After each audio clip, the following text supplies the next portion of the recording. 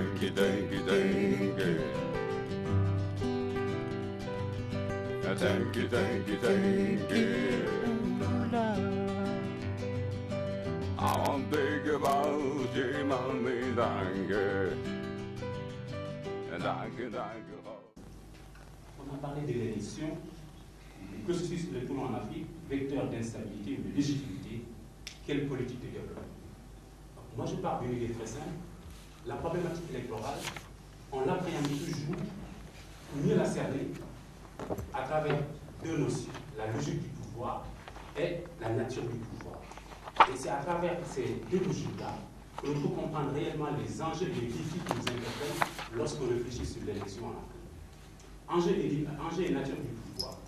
En Afrique, l'État est un État patrimonial. Ça, en le disant, on ne vous apprend absolument rien parce que c'est le constat qu'on fait du fonctionnement du pouvoir en Afrique. Donc, celui qui a le pouvoir, il a la possibilité, avec ses prérogatives, de domestiquer, de nommer, de révoquer, mais aussi de faire main basse sur les ressources publiques. Du fait que détenir le pouvoir politique permet de contrôler l'État et de contrôler ses ressources, ça signifie tout simplement que la lutte pour l'accession au sommet de l'État devient une lutte extrêmement âpre entre les acteurs politiques. Pourquoi? Parce que lorsqu'on devient président de la République, on a la possibilité d'utiliser les ressources symboliques, les ressources financières et les ressources matérielles qui dérivent de la gestion du pouvoir. Et de ce point de vue, il y a des factions et des groupes qui se forment, que ce soit au sein et en dehors des partis politiques, qui vont s'organiser en vue de la conquête du pouvoir. Pourquoi? Parce que lorsqu'on détient le pouvoir, on détient les ressources qu'entraîne la gestion du pouvoir. Et de ce point de vue, l'élection est devenue un enjeu. Pourquoi? Parce que l'élection contribue à la désignation des autorités qui vont détenir le pouvoir. L'élection devient ainsi extrêmement violente. L'élection est conflictogène, comme on dit souvent, l'élection est chrysogène.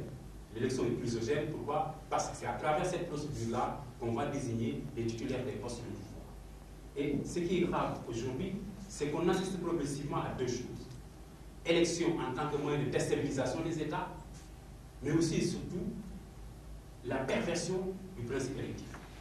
Élection en tant que moyen de déstabilisation des États, on a vu que l'élection, dès lorsqu'elle est organisée dans certains États, après, on s'inscrit dans une logique de reconstruction. Pourquoi? Parce qu'il y a eu énormément de dégâts commis à travers l'organisation des élections. Si l'élection est bien organisée, là c'est le pays qui gagne en standing. Et ça rassure davantage à la fois les acteurs internes et les acteurs externes. Acteurs internes, ça veut dire que les candidats qui ont perdu acceptent les résultats et maintenant le pouvoir qui est sorti des urnes voit sa légitimité renforcée, reconnu sur le plan international, va appliquer son programme et les bailleurs de fonds n'hésitent pas à investir de l'argent. Pourquoi? Parce qu'il y a le principe de stabilité qui guide le choix des bailleurs de fonds. Le deuxième aspect, si l'élection est mal organisée, là ce sont des contestations. Ce sont des violences qui entraînent toujours, parfois, des déchirements de justice sociale, parfois des conflits ethniques, parfois aussi des difficultés de partage du pouvoir.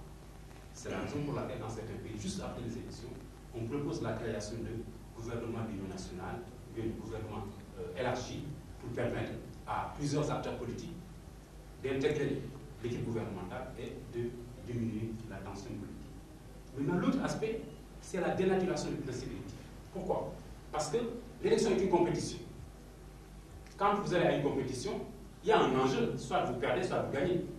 Mais il faut s'entendre donc sur ces règles-là. C'est-à-dire, si vous y allez, vous dites, comme mes amis ivoiriens disent, on gagne, on gagne. Ça veut dire qu'on n'intègre pas la perspective de la défaite. Et quand on perd, on va contester. Et ces contestations violentes peuvent déstabiliser. Et en Afrique, on a observé ces dernières années, que ce soit au Kenya, au Zimbabwe ou en Côte d'Ivoire, des leaders qui perdent les élections et qui s'accrochent au pouvoir, qui s'obstinent à ne pas respecter l'expression souveraine de la volonté du peuple. Et à partir de ce moment-là, on entre dans un autre cycle, on se demande quelle est la signification de l'élection. Si l'élection permet aux vaincus de rester au pouvoir et aux vainqueurs d'aller être le second ou le premier ministre ou bien de continuer à être dans l'opposition, est-ce que vraiment l'élection a un sens?